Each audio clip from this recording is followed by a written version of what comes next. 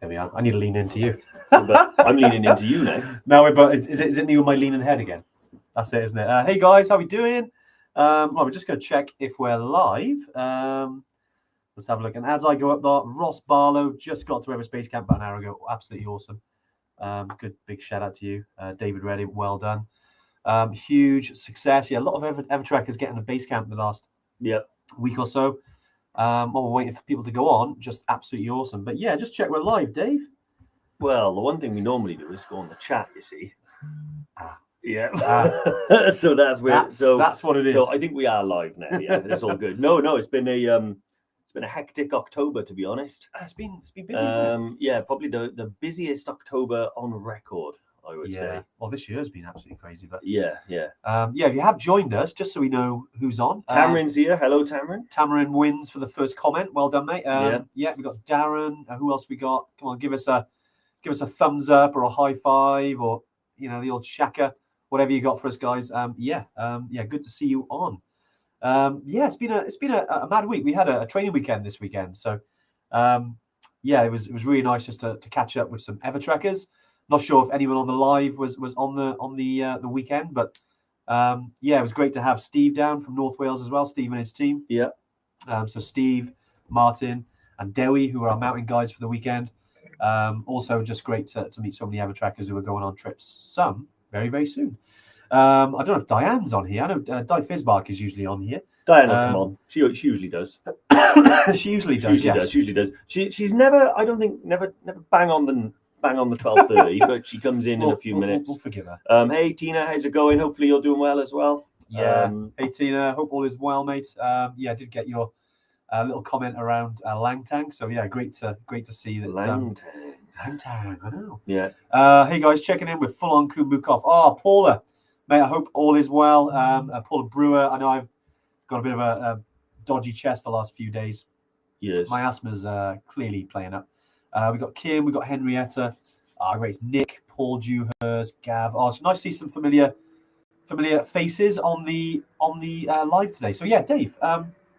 So today then, I mean, it's a few things that influence what we're going to talk to today, but we're always trying to keep kind of present stuff, aren't we? And this year and especially this season, I think, has thrown up things that really we haven't had to deal with before. No, yeah, it's been interesting. Yeah, well, they've the word like to test us, right? The word unprecedented has been thrown around a lot since sort of the dawn of 2020. But actually, we did have a bit of an unprecedented season in COVID, and it did.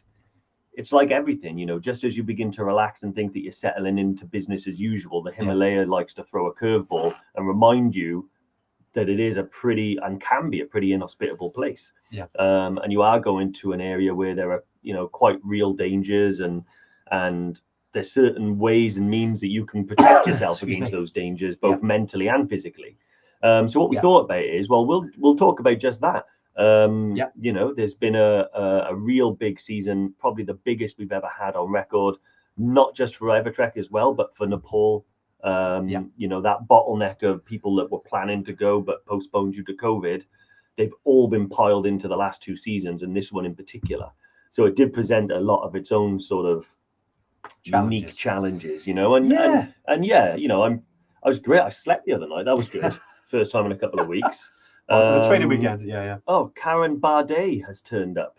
Karen, how you doing, mate? Thanks for your card. Yeah. I know we haven't to. You sent us a little letter and a jacket as well. So Karen, hope all is well, mate, in life. Karen Bardet. Shona as well. I hope all is well. Just on for a wee bit today. Great stuff. Good to see you, Shona. Yeah, we just following on from what Dave was saying there around things kind of cropping up, and we don't want to like Debbie Downer again. We want to obviously keep this as positive as we can, because I think. You've said there's loads about knowledge dispels fear, and just talking about certain things that do happen, because this is adventure travel. This is the treks we do shouldn't really be labeled as holidays. I know technical term that we like to kind of get rid of that word, but no, we want to talk about trips, because if everyone knows what they're getting themselves into, I think it just stops a lot of things from coming about, and also as well, I think there's a mental side to this, because I know whoever's on here now, obviously Marky V is back from Cambo. Oh, mate, hope you had a good time. Yep. Mark will know. He's been around the community a long time, There's things that are part of the community that if you weren't part of it and you weren't trekking, that's very dangerous in its own right, isn't it? Just by not doing stuff, what's the danger of not doing trekking, of not going on treks and expeditions and things like that? So there's kind of a flip side to a lot of this stuff. But we thought, well, generally people who are on the live, they're booked on trips or they're thinking about booking on trips.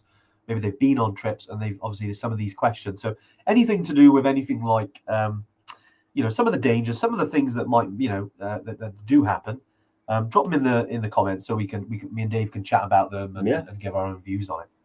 And as well as that as well, I mean, I thought let's start off with something because we usually leave it. But I think all of you who are, all of you who have joined in right now, if you've been part of the community for any length of time, you know that, we've obviously it's been a mad couple of years, but we've kind of, always tried to move things and grow the business as much as we can.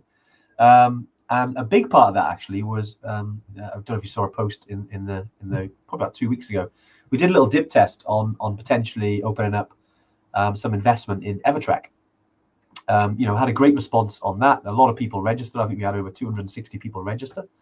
We're pleased to say that with Cedars, who is an investment platform, we're now all set up and ready to go. And you can now pre-register for the crowdfunding. Now it's actually open in 2 weeks, but today is kind of the launch day. So I'm sure one of the Yetis is on links. I think it's Lauren or Vicky. If you can pop in the link to the actual crowdfunding page, you can go in there and just this is just registration. So there's no commitment at this stage. This is just basically seeing how many kind of investors we can get. Mm-hmm.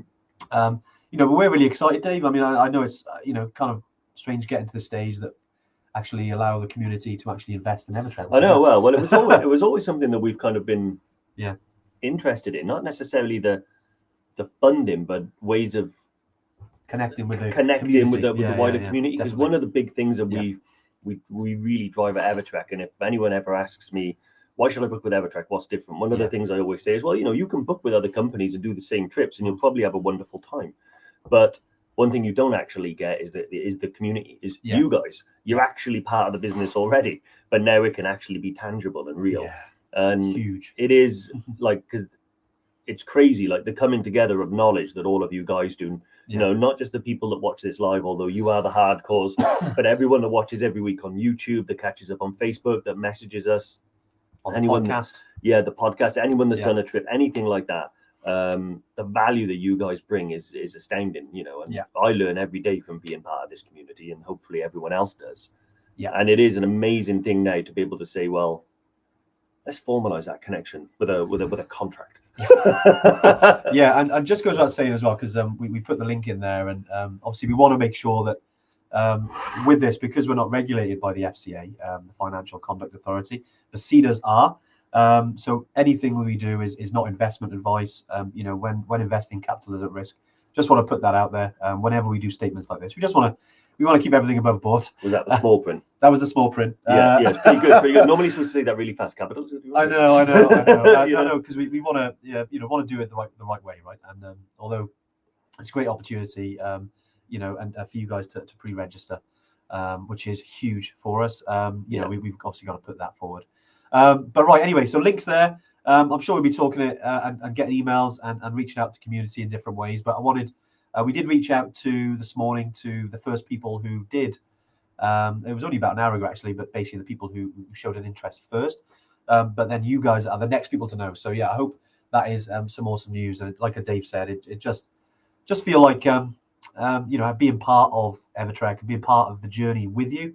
We're really excited about that. So get pre-registered. And like I said, obviously with the links there, capital's at risk with that. Great stuff. Right, Dave, let's get into the crux. I know. And he's like, the FCA's not knocking on my door. But no, honestly, no, it is good. I'm really excited about it. And obviously, the funding that we raise as well is going to send us into the stratosphere. We get questions every week. What's trips next? What's happening next? And we want to make sure that we kind of lay the road ahead of the car, so we don't run out of road when we're driving. Analogy of the week. But no, that's good though, because the things were obviously, we will send this an email. Big things are, obviously new trips. We've got a lot of things that we wanted to create.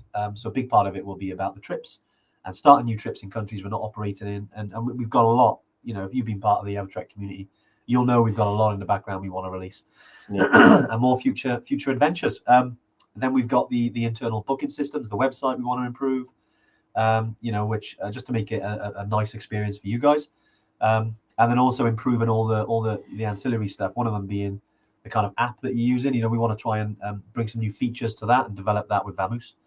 So that and then another big thing then is starting some community events. Which we're really excited to put into action over the next couple of years, and just connect closer and get closer with you guys. Awesome. So that's it. Right, pitch out the way. Emily's listening while driving, so I just want to give out just a little traffic report that if you do see a horse box on the road, please do give it some space and time. Don't beep your horn too loudly. Respect the horses that are inside that horse box, and the driver. I'm sure Emily, with her equestrian knowledge, that wasn't for Emily. That was just for everyone else. Was it? That was for everyone else who's on the road listening, to look after Emily and her magnificent beasts, which under no circumstances will I ever climb on the back of. Right, let's go for it, Dave. High altitude dangers. Why is going to high altitude dangerous? And what are the present dangers? I thought you called him Russ then. Yeah, I've got a mate called Russ. I might call him Danger Russ. It's good. I think. So the Nick, first thing. Yes. So the first thing I think we're going to do is we've got loads of topics that written down that we want to sort of throw at you guys. Wow. I wrote them as well. This is prepared. Yeah. But the first one, I guess, is, and we're going to start obvious, and then we'll work our way towards the more nuanced stuff. Okay. The most obvious one is, I'm going to high altitude. Yeah. So am I good? Am I going to be okay? You're fine. Yeah. I mean, what? So is it okay if I have a burger and a liter of water? I see where you're going. Yeah. Firstly, is the body. You've got to look after yourself. Number one. I think taking personal responsibility. Because obviously you're coming on a trip with us, and the guide and the support staff will take care of you. But I think it's whenever we're on trips or we're with certain Evertrekkers, and we kind of get a feel for things. I think it's always nice and kind of easier all around if people take personal responsibility in their own health. Yeah. And that's watching where you're going, what you're eating, what you're drinking, anything that comes with your own health, really. It can also be beforehand, so your fitness. It could be, how you eat, your nutrition. There's a lot that goes into that before and arriving on your trip in good. So I just read Brian's comments. Topics written down. Do you mean there's a plan to these tune-ins? Mate, sometimes there's a plan to this chaos. Yeah. Did you never watch Badil and Skinner Unplanned? It's relatively the same deal, but short notes. Like even they, I guarantee you would have had notes on the stage. They would have had towards topics, some cards or something. But no, it's the before, it's the during, and just taking that personal responsibility for your own health, which I know is easier said than done when you go into certain parts of the world where things happen. Yeah. Because as part of adventure travel, there's always going to be things that crop up. Compared to if you were going on a beach holiday, for instance. I mean, things happen then too. If you're going hiking or something, slips, trips, falls, anything to do with the landscape, that it is challenging. It can, obviously our opinions and feelings on it is that you do need to take personal responsibility for that. That being said, shit happens, and it has happened before to us. We've tripped over, we've fallen. I know, I swore. Well, it's a turn of phrase. All right, maybe I'll beat that out of the podcast. All right, but it does, doesn't it? I mean, but both yourself and you've been in an activity where you've done your knee in, knowing the risk, but you still did it because, and you've gone back to it, but because of your knowledge and your experience now, you've conquered that. But you took personal responsibility to learn from what happened. Yeah, no, 100%, and that's it. When we talk about personal responsibility, obviously, it's not to kind of it's not to say that you're not looked after. We do everything that we can, but ultimately we can't walk for you, we can't train for you, and we can't eat and drink and clean for you. And all of those things are things that play a hand, I think that getting out there and being as physically prepared as you can is a real big thing. Because I will hands up admit I have gone on trips that I've been underprepared for physically. And what happens is you start in this it's almost like a snowball effect. Yeah. And you've got to kind of get to the summit and get back down again before the snowball breaks apart, right? Sometimes you're able to do it, sometimes not. It all depends on the way the dice goes. Yeah. And certain things can play their hand to actually change that. If everything goes well, everything's perfect, you have good weather, you don't catch any bugs and anything like that, then you're probably going to do it. But the Himalaya reminded us in a big way this season that perhaps we even started to not think about it, because we've had a lot of good seasons where everything, we always get bad weather, we always get delays and things like that, but we kind of know to within certain parameters when they're going to happen, so we're prepared for them. Himalaya threw us a curveball this time. There was a big cyclone that hit Nepal into October, which is highly unusual, and it reminded us that this can be a very uncooperative remote world that you're entering, and you want to have some reserves in order to kind of take care of yourself. I was chatting to some of the guys on the training weekend, Steve, Martin and Derry, and they were telling me you want to know going into something that you've at least learned, educated and trained, so you've got enough to do it and have some in the tank. Now that's not always the case, but just be aware that when you do go there, things can change last minute, and you might have to kind of like adapt, overcome and do things that you weren't expected to do. And the Himalaya really did throw us a curveball and remind us about that, I think, this year. 100%. Yeah, so I was just reading what Georgie said. I know. Well, Georgie, I hope all is well, mate. And I'm just reading some of your comments then, but I know you've obviously come back and you had some injuries, didn't you? But I hope all is well. And yeah, certainly, Dave, as you were talking then, obviously there are certain things that do happen. And it's sometimes you don't know these things are going to happen. It's one of those, isn't it? That just kind of hits you out of nowhere, and you're kind of like, okay, what could I have done to stop that? But sometimes you can't. I think the knowledge of going to an area that is inherently dangerous, being prepared and with the knowledge that, make sure your family knows as well that, look, things can happen. My dad, before I go on any trek, he always gives me this stronger hug, before I go, because in his mind, he's kind of like, I go to dangerous areas. In mine, it's different, because I've got the knowledge that, one, I'm in control of myself. I've got knowledge on the place I go, and there's managed danger. Obviously, there's the unmanaged danger, the things that happen, the things that are out of your control. And, that is part of life, I think. Obviously, on our trips, we try and mitigate that as much as possible. But still, and we've got to be completely honest that things can happen and do happen. Yeah, 100%. And as long as people are comfortable with that before going on trips, then we're all in a good place. But yeah, it is one of those things that you're like, what could we have done differently? Could we have gone a different way? Could we have made different decisions? And sometimes, when you're trying to make decisions on the hop, some decisions can't be the right decision, but they were made, and then things happen, and we always like to think, okay, what can we learn from that then, in terms of going forward. But yeah, it's certainly, especially like on the training weekend, it was quite slippery. There were some bits that we had a few falls. But again, you go into the mountains, it can be slippery, can be dangerous, but people know that, right? Well, that's something that I always tell people when we have trip chats and I talk to customers in person and on the phone. And one thing I always try and tell them is, that there is, and we do believe that anyone can do these amazing adventures, and we don't like to talk anyone out of it by any stretch, because I've been proven wrong time and time again with people that I thought would struggle and smash it. And so there's no written script for who's going to be good and who's not going to be in the mountains, and that script can change every time you go.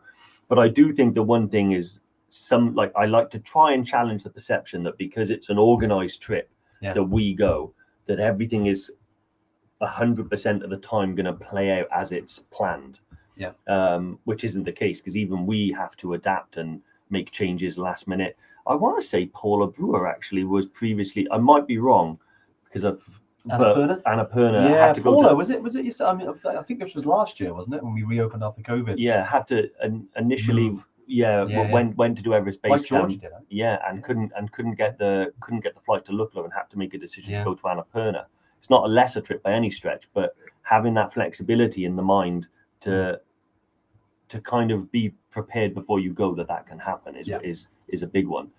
I mean, we had challenges that have never been experienced in Nepal, and our team have over 30 years of experience in Nepal running these things. And when the cyclone hit, I was having calls from Anuj every day. He was in Ramachap and a little village, Mantali, which is where we stay.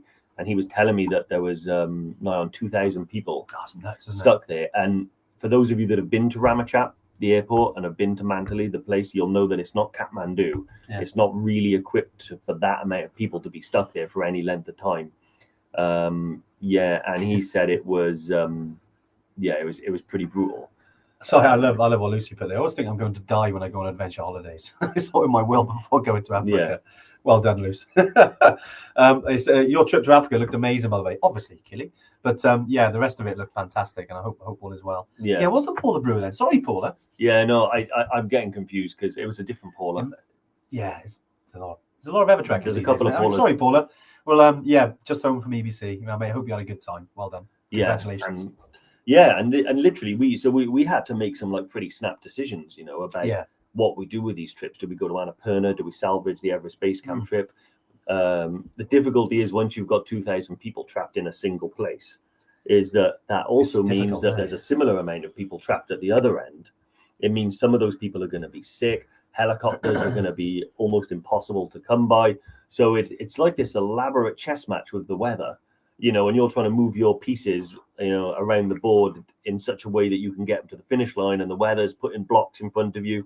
So it was a pretty intense time. Even though they weren't, there was a lot of tents, But it was just. I mean, luckily we've kind of moved on. I mean, just looking at some of because I know we did one about weather delays and things, a while back. So we didn't go too much into it, but it's certainly moved on now, and it's great. It's just all these pictures coming from Everest Base Camp, coming from other areas that just it's just nice just to see people out there on trips. With minimal impact. But we go back to what we're talking about today about the dangers of it. Is that, obviously things like weather do crop up and do affect the level of danger. But, you've always talked about managed and unmanaged danger. It's been a big subject. I remember when, to be honest, the real dangers of altitude trekking was our very first podcast episode, 2019. Still one of the most successful, isn't it? Yes, most downloaded. Most downloaded, danger in it, right? But no, it's important though, because the whole reason we do any of this, is in the content and helping you guys, is that we want to be open and sort of just say, look, this is how it is, guys, and then you can make the decision if that's for you. The last thing we want to do is persuade you to go on something and then it surprises you and you're like, oh my god, this wasn't what I wanted to know. So we hope that we put that across in a positive way, because we always want to try and do this as positively as we can, but we know when you're talking about dangers, there's going to be talk about some negatives, right? Yeah. Well, if you know what I mean. Yeah, 100%. I mean, but it's one of those things, like, to me, I was talking about this with some guys on the training weekend, and I was saying, like, what is a challenge, and a challenge to me, my interpretation of it is I'm taking on something where there's a likelihood I'll fail. I'm challenging myself against the obstacle that I'm trying to achieve, which the obstacle could, the goal could be Everest Base Camp. The obstacle is the 11 days trekking. Yeah. The goal could be Kilimanjaro. The obstacle is the mountain, and I'm betting on myself to be able to get up there and get back down safely. But the challenge is that I might not. Yeah. I might have to turn around. I have turned around, on a Tubkal.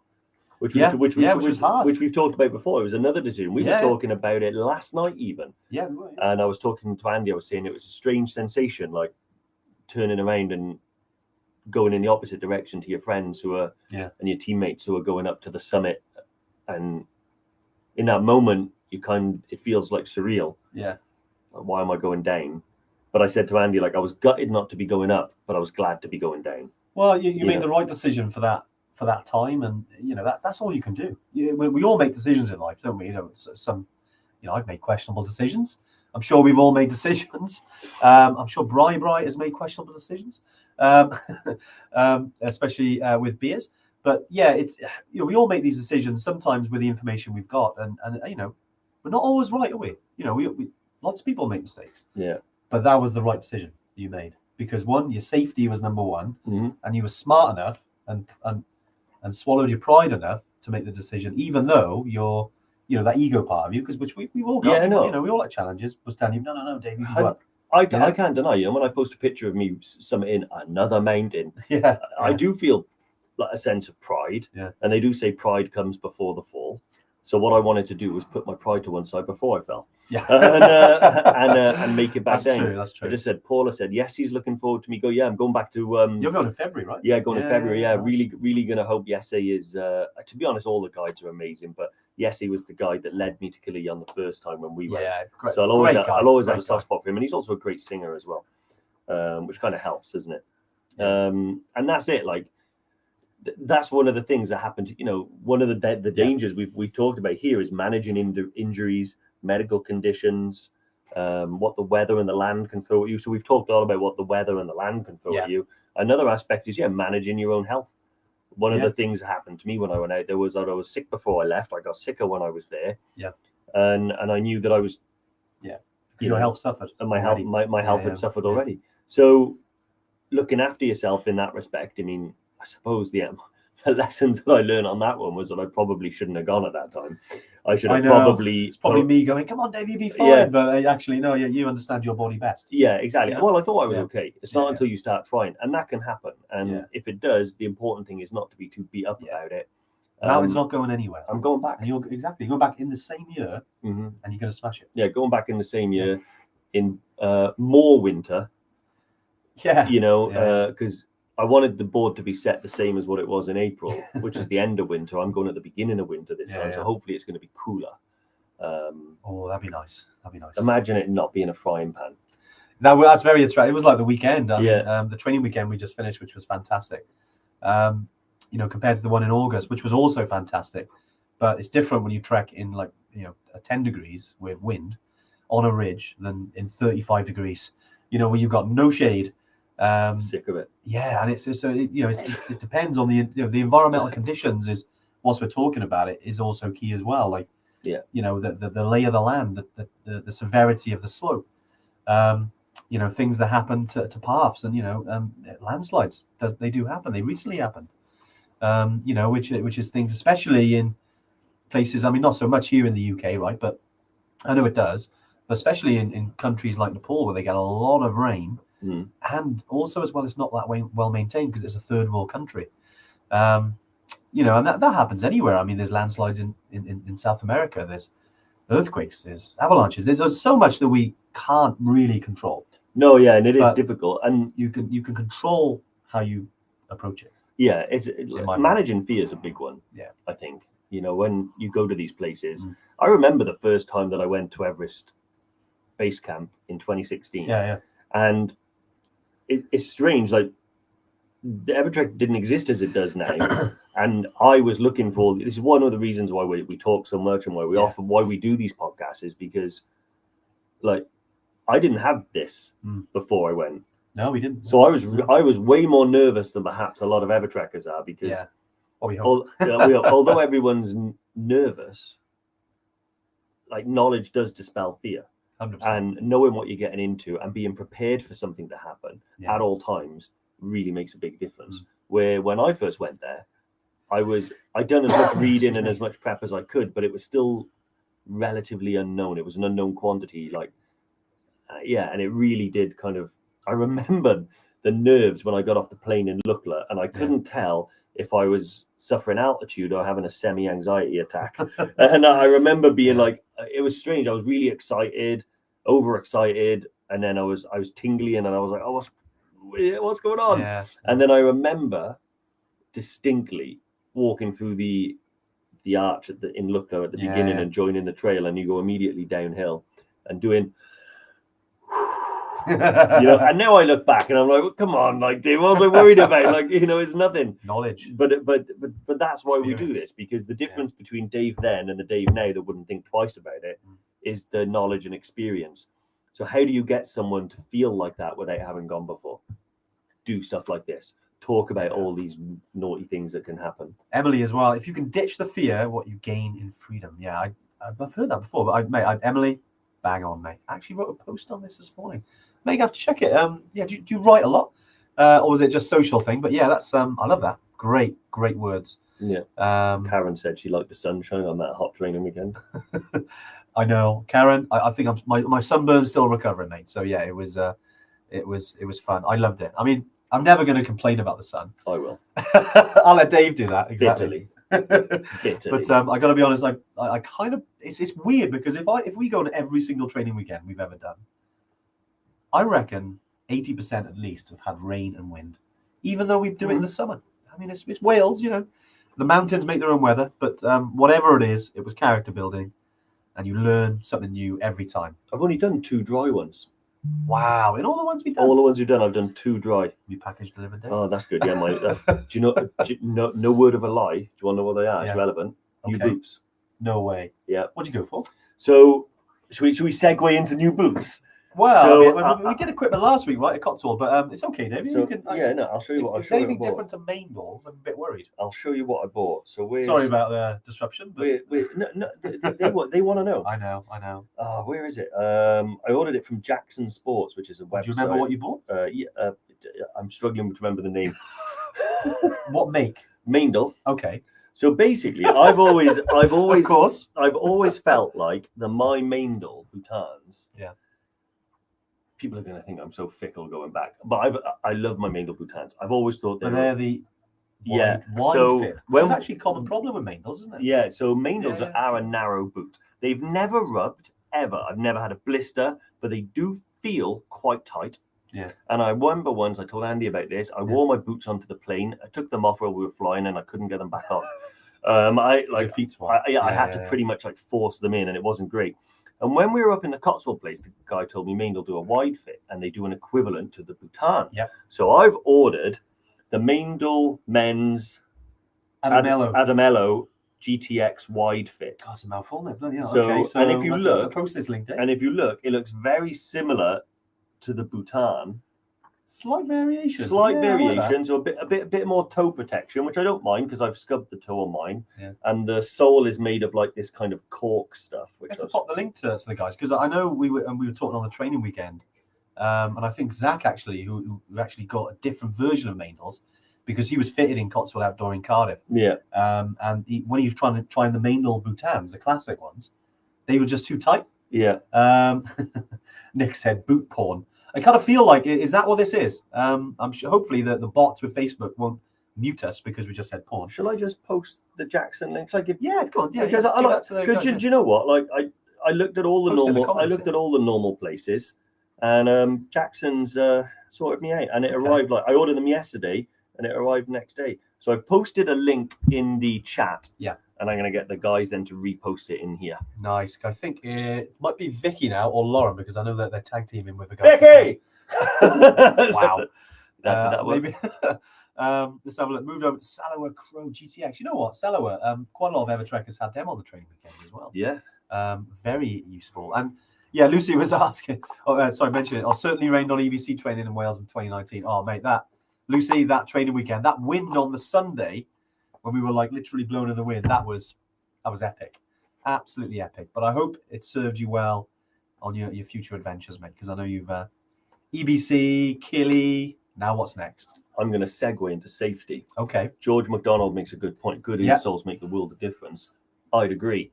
Managing an injury, I have a knee injury. Yeah. I have always had a knee injury, but my good knee used to be my bad knee. Then it got promoted when I had the accident. There we go. And I used to kind of struggle with boots, right? And what would happen is if I had a poor set of boots that weren't supporting me properly and rubbish insoles, your feet move. If your feet move, your knees move. If your knees move, your hip moves. Yeah. It works all the way up. It sounds like a song. All the way up to your... Yeah, it's similar, yeah. And so I got a good pair of boots, which was the Maindle Boutan. And then I got some Superfeet Trailblazer insoles. £40 for insoles is a bit eye-watering. But honestly... What's the cost of slipping? Yeah, my feet do not move in those things. You can put me on a really, really steep decline. I'll be walking down, and when I put my foot down, my foot doesn't move in there, and it's planted. And that's a combination of the insole. And you know what? It helps keep the strain off my knee. It helps keep the strain off everywhere else, and it enables me to move more confidently on the loose terrain. Yeah. So good boots really do make a difference. Yeah, and like you said there about everything that's linked to your feet. Because if you ever go for any sort of like physio or anything or chiropractic, they always link something back to something, don't they? If you're having back pain, it's probably your hamstrings. Or if if you've got an achy neck, actually it could be the way you walk. It's mad. But you're right. Having the right insoles, having the right boots, and make sure the grips are good is managing your safety. Yeah. Because giving you more confidence when you're hopping across rocks, when you're going across uneven terrain or slippery terrain, you've got boots that you're not thinking about that are good, and you've got good grip on them. Yeah. And the rest of your body is kind of in line with it, then it limits the danger. 100%. And there's a really good comment there from Wayne Armitage. Correct lacing. Wayne. 100%. Yeah. I had to learn a new lacing technique that I've talked about a few times. It's been filmed a few times. Yeah. I think it's going to be filmed again. Every training weekend, I always do the same thing. And I did it on I did it on the last live, actually. You did in Cotswold. In Cotswold. So I put you under pressure. You did it. Yeah. So Wayne, when then you got in the sleeping bag. That's true. Yeah. So you Wayne, back. Yeah. So Wayne, if you jump on the last video, you'll see how I lace my boots. Yes. And the way I lace them is it just gives me the right. It's kind of not too tight on the upper ankle. The tight and the security comes from sort of lower down, just above the kind of the tongue area. Yeah. It's a good system. I recommend it. But there are loads out there depending on what you want to get out of it. And Mark Slater came back from BBC 2 weeks ago, had the Maindel GTX boots. Could not have wanted better footwear for the trip. Yeah, mate. They make a good range of boots, don't they? I mean, and again, we talked about equipment a lot last week, but there's so many different types of boots out there. And sometimes getting a fit-in is the only way to kind of go out. But you'll get the staff in Cotswold or whatever you buy. They will recommend certain ones because they become popular. Obviously, the Maindels, like we were chatting to Cotswold Outdoor in Brecon, and they sell a lot of Maindel Boutans now. I'm not sure why. You never know. Might have a little influence on that. But I think it's also a reason that, like UK-wide, worldwide, they're just good boots, good solid boots. But they're not the only ones, especially if you've got wider feet. Dave's found, a slightly wider version. But the Salomons, the Salowers, North Face, there's just Berghaus. There's so many different boots out there that, Las Sportivas, Scarpas, I could go on. I've got some Las Sportivas. Yeah, they're good. They're my B2s. Yeah. Be taking them on Killy. What do you reckon? Should we dive into some cues? Because we've had a few in. But before we do as well, sorry guys, just another thing, because if you, I know we've already announced this, but I may as well throw it on as well, because we started doing, last week I put a little post about Langtang, because we'd watched the Aftershock documentary. In the true transparency, we'd actually come up with an itinerary a couple of years ago and haven't really launched it because of COVID and other things. And so we kind of re-looked at that and chat with the guys in Nepal, and we're like, right, but let's go for it. So we put a little itinerary there, 11-day trekking itinerary, that's now live on the website. You can go in there and have a look at the itinerary. It's not a guide for it yet. I know majority of the trips. So I wanted to just get it out there because, we haven't got many dates. We had a lot of interest for it. So we've got 2 dates for next year, 2 dates for 2024.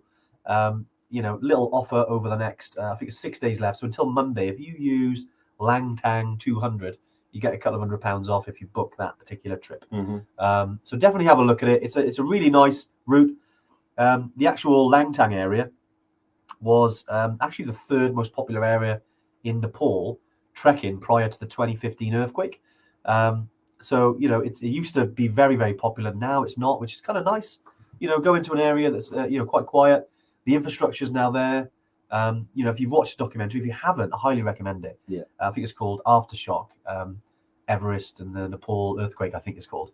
Something like that. But highly recommend it. But yeah, if one of the Yetis can drop the link to the Langtang trip, like I said, it's 11 days. I think it's 1,795.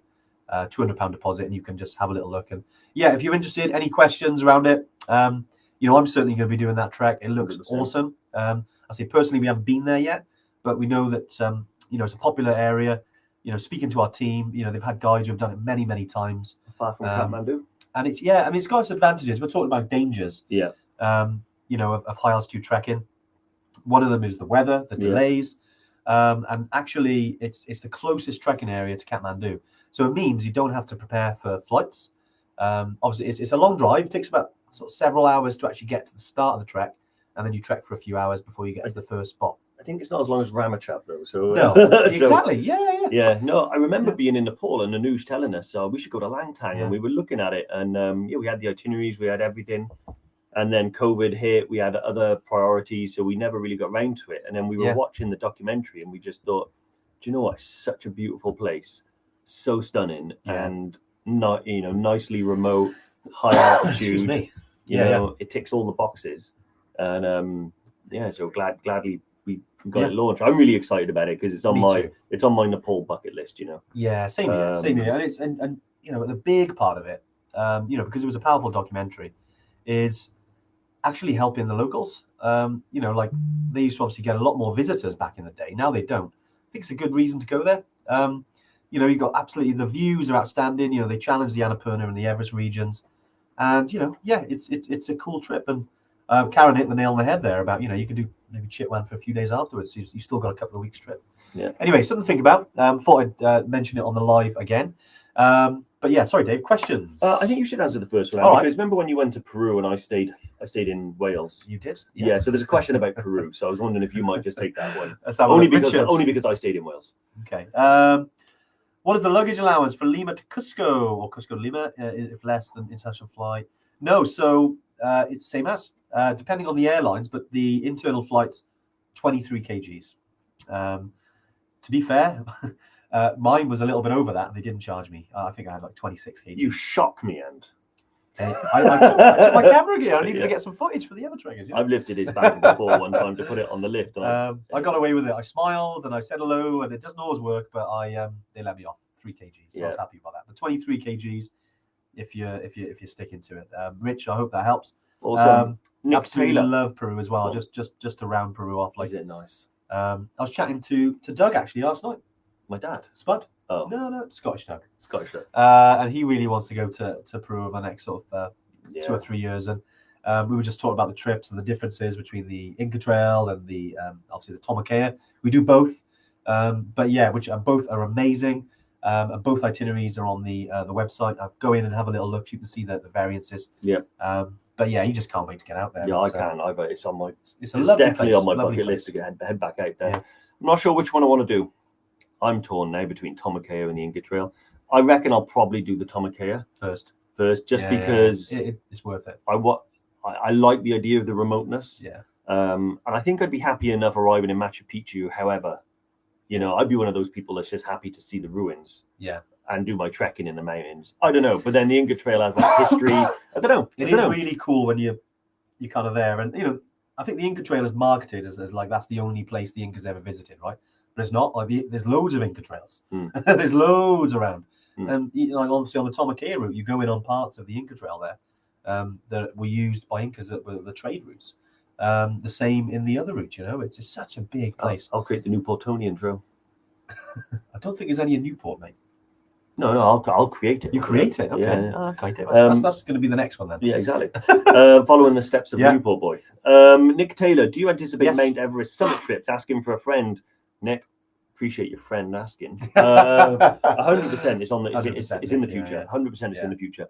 It's something that I want to achieve personally. It's something that Andy wants to achieve personally. Yeah. I've probably got to put a good year of training in to be physically ready for the challenge. And then it's about how we set that thing up. That's a whole other board game. Well, it's, to be honest, on the back of the crowdfunding that we're doing, one of our new trips is looking at higher peaks. Yeah. So just something else to think about off the back of what we said earlier. And again, if you weren't on the live, I know a few people have joined it. Do check earlier in the live. There's a link there. Does say capital at risk, because when you're investing, capital at risk, TNCs. Nice. But yeah, definitely have a look at that if you want to pre-register for the crowdfunding. Again, it's something that we're doing when it comes to the future of the company. And one of those is actually, running 8,000 meter trips. It's been on the agenda for years. And obviously personally we want to do it, but we know Evertrackers want to do it as well. And we've got Evertrackers who want to go above Island Peak, and what's next? Where do they go? And obviously, it's not for everyone, because we know it's not going to be cheap. But if you want to do it, we're going to make that happen 100%. I want to tick off an 8,000. Funny enough, I was booked to climb Manaslu. I know you were, before we met. Yeah. And then we had the it was the earthquake. And my expedition got cancelled. Yeah. I trained like an astronaut for that trip. Did you? 2 years of training, I met Russell Bryce. From Himex, Himalayan Experience. Sherpa documentary. One of the 4 leaders of the entire industry. And I met with him at Paddington in London at the bar, chatting about my ambitions to climb. Right? Yeah, and I was chatting about my ambitions to climb an 8,000 meter mountain. And I'll be honest, I was a little bit like coy, and I didn't want to say like, "Here's me, I got no experience," but I didn't want to say to him, "I want to climb Everest." Great thing about Russell Bryce is like, so I said to him, "Oh, I want to climb an 8,000 meter peak," and he was like, "Oh, you want to climb an 8,000 meter peak?" And he says, "Which one do you have your mind on?" And I was like, "Well, I'm thinking based on the research, what would be achievable for me is something along the lines of Choi Oyu or Manaslu." And he went, "Don't you want to climb Everest?" And I went, I couldn't help it. Right there, and I smiled and I went, "Well, yeah, I'd love to climb Everest." And he was like, "Well, let's get you to the roof of the world then, Dave." And I was like, "Love it, really?" And he was like, "Yeah, we'll get there." He said, "You want to climb an 8,000 meter mountain?" So right there and then I booked onto Manaslu. Trained like a psycho. And was ready, not far off. I was about 8 months away from departing. I was gonna go to Chamonix and do some glacier training and stuff like that. And then that happened, and then my jobs changed and everything went mad. But you know what? It's all been part of the journey, because I wonder, would I be here now if it wasn't for that? Yeah. And I'd rather be here now with my future ahead of me than however it would have panned out. So it's mad, isn't it? Yeah, anyway. I think things happen for a reason. Certainly, but no, I hope Russ is all right as well. I know he's kind of semi-retired now, right? Yeah, he's more into logistics and special projects and stuff. When I was talking to him, he was making some sort of high altitude glider or something like that in Bath. He's a really interesting guy, and one of the reasons I've always respected him, regardless of how he comes across on film, is that he's never lost a client, which in 35 years on 8,000 meter peaks is like unprecedented. Yeah. So a lot of respect in that way. Obviously, there's watch the Sherpa documentary. You'll probably know what I mean. Yeah. Which is also another really good documentary, guys, on a cold, crisp autumn evening. Yeah. Especially around Halloween. This week, you got your outfit ready for Friday? Wait a minute. What are you dressed up as? Dave from Avatar. It's fair. It's a good costume. I'm always criticised. I'm a grumpy dresser upper, aren't I? I don't. It's all good, Dave. Don't worry. I got the booby prize if you haven't got an outfit. It's fine. Yeah, usually a booby prize. Last Halloween party I was at your house was the day before I went to EBC. That's right. Yeah, that was in October 2019. Wow. And then literally having a bit of a Halloween party, but the next day I had to be at Cardiff Airport at 5:30. Yeah. And what way to start an expedition? Sorry, what other questions have we got? Georgie Clark. Yes. So yeah, Georgie, I think we got on the top of this. I think there was obviously Georgie was over in Nepal recently, and yeah, I know there was obviously I think it was a bit of a slip, Georgie. I can't remember exactly what happened, but yeah, I think he was mentioned there about there was a lot of rain, some of the land was unstable, and Georgie, it's definitely something that was out of the blue and unplanned, right, mate? But I hope you're okay. And obviously, Georgie, definitely sort of back to you. Like how are you at the moment, mate? If you're still on the live, I hope you are. And what was there anything you do differently? Was there anything that any advice around that? Just to share with the rest of the Evertrekkers, mate. But first and foremost, I hope you're okay. Emily Cathil has asked a couple of questions. Hey, Emily. And it's all about entry into Nepal. Yeah. Just remember you had an actual legit question. They're all legit. The health declaration form that you have to fill in for landing in Nepal, questions regarding that. It asks for travel details for 30 days. Yeah. You have to put the flight details out. So in your case, Edinburgh to Doha, Doha to Kathmandu. Yeah. Potentially, I'm not entirely sure, to be honest. I think they're more concerned with what your journeys are going to be once you've landed in the country. Yeah. But if there is a spot for that, I'll have to refresh my memory. But I would say there's no harm in giving them that information. It doesn't affect anything. Second one, you tested positive for COVID in December 2020. Do you have to tick the "have you tested positive" box? No, you don't. What they're referring to is recently or current positive tests. Whenever you're dealing with stuff like that in Nepal, it always it is so not it's there and then. Yes, it's there and then. So if you click yes, you have, then they're likely gonna further test you and require you to have extra scrutiny. If you're currently negative and you haven't tested positive, then no, the answer is no. So yeah, hopefully that's helped you out. I was just reading some of the comments then. Let's have a look. I think Lucy was mentioned. Just going back to both hand luggage weight. I was over on hand luggage. Just swung my bag over my shoulder and made it look light. Yeah. Then grimaced when passing it through. Brilliant. I love those kind of tactics. But yeah, Luce, I'm with you. I've done something similar, mate. So yeah, whatever works, right?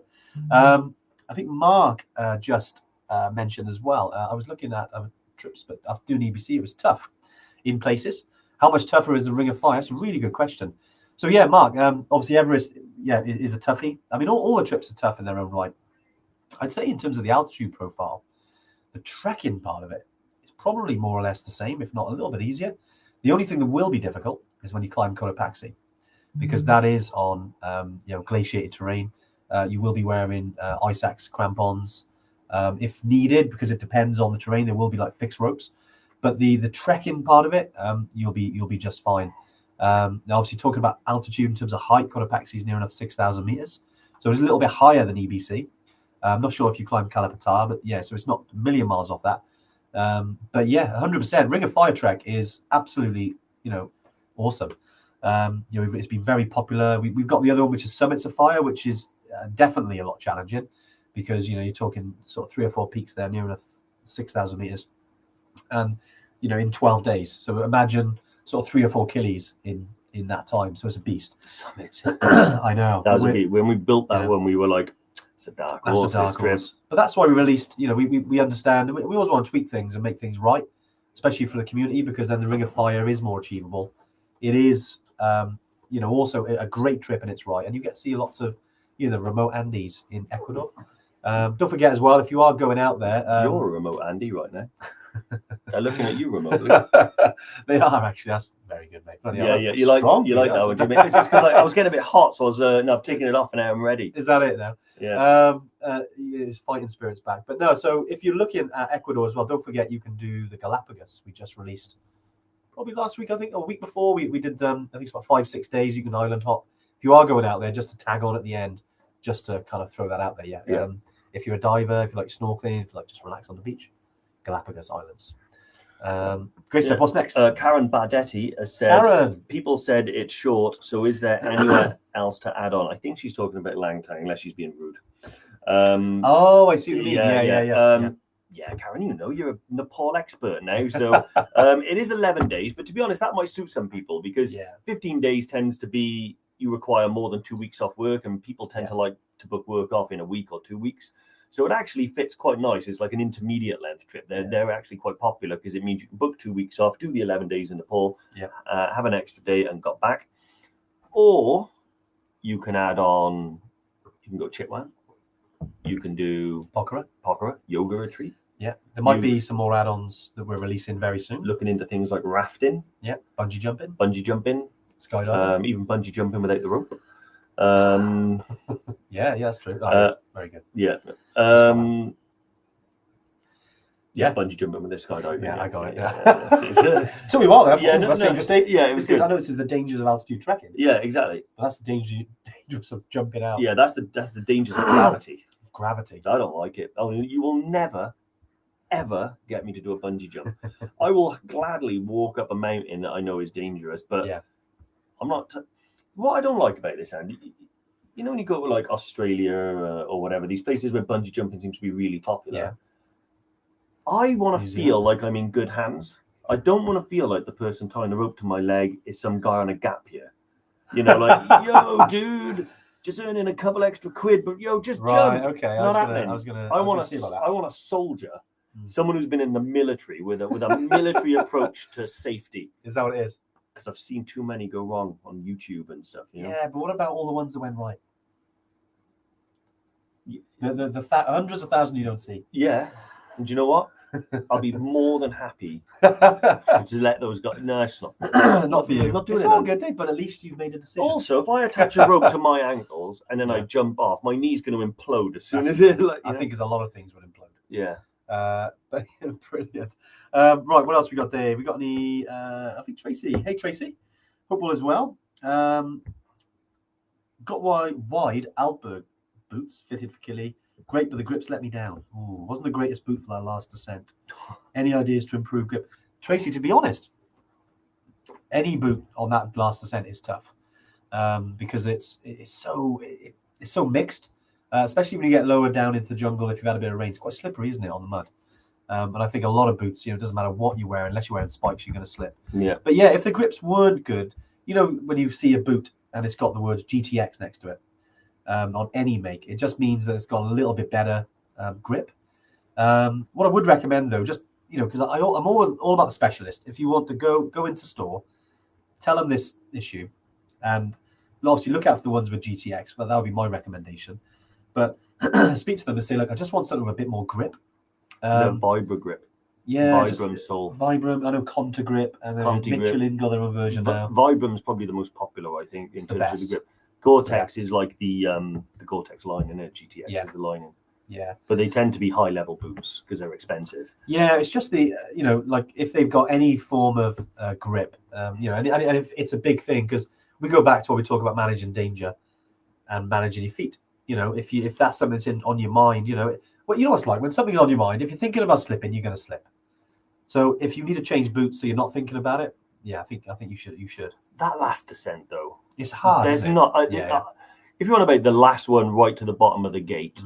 It's so slippy there. Yeah. Like I've heard of guides slipping and like breaking their arms. I slipped and nearly took out about 3 people. I remember you did, There's not much that you could do there other than put crampons on that would make much of a difference. Yeah. But grippy boots, honestly, really, Karen's asking me to make a bet to do a bungee jump. The only thing I'll bet you is I will bet you any amount of money that I will never do one.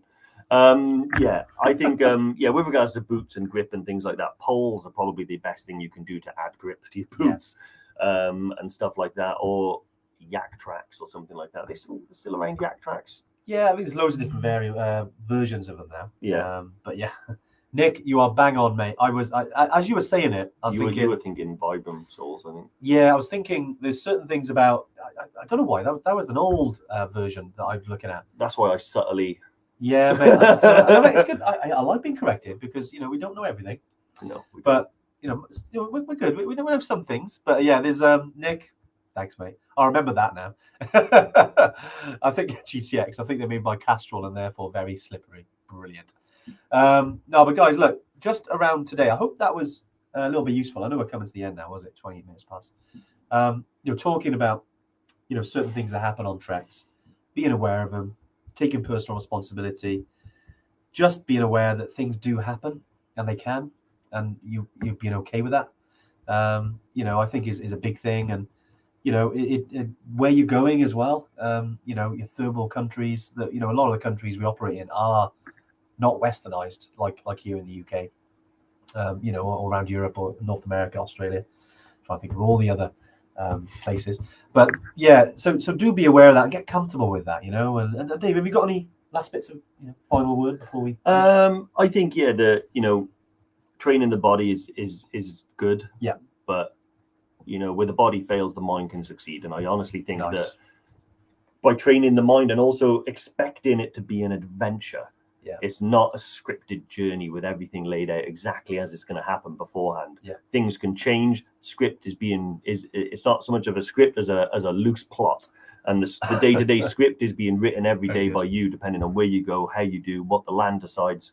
And I think if you go into it with that mindset that this is an unexpected journey, and I'll know what I've expected by the time I'm done, and love it. Love it. Wayne Armitage, I will answer this one. How strong is the coffee on EBC? Worth taking some decent beans. You know what? There's about an hour outside Lukla on your way to Phak Ding on the first day. There's a little village called Shep Lung. There's an awesome coffee shop there. There's also an amazing, there's plenty in Namche. And on every stop, pretty much, there's a what they call a German bakery, which have amazing coffee. So yeah, I mean, worth taking some. In the tea houses, not so much because it's just normal coffee, the ones that you kind of mix. Sometimes there's only the sachets. So if there's anything like that and you are a coffee lover, take your own, because I like my coffee. But you know what? If there's things that are not there that I usually like, I tend to just try the local stuff. And it works out. Like there's loads of different drinks. You've got, obviously you've got all the different teas. You've got milk coffee, or you've got coffee with milk. They're on the menu. That's 2 different types. And I wonder what the difference is. Hot lemon, you've got ginger tea, you've got masala tea, you've got loads of different stuff. Honey lemon ginger, ginger lemon honey. Yeah. And lemon ginger honey. That's right. They're my 3 favourites. Yeah, enjoy a nice one. Enjoy a nice I don't know one. what it is with you coffee folks. You can't handle it, can you? Coffee's coffee to me. Coffee. Well, we do like a good coffee. I like coffee. Coffee connoisseur, I do like coffee, but I'm like, you know, I guess I suppose I know It's a quiet taste. Yeah, it is, isn't it? So you're into your bikes. Do you know into my coffee? Yeah, you know, there are certain things I know are going to happen when I travel with Andy, and I wait for them. Right. As soon as we get into any airport, he's going to need 2 things: a wee and a coffee. And usually it's hydration, mate. That's why. It happens in this order: get off the plane, right then, Dave, quick, get a coffee. And then as we're on our way to the coffee, he'll go, just a quick pee.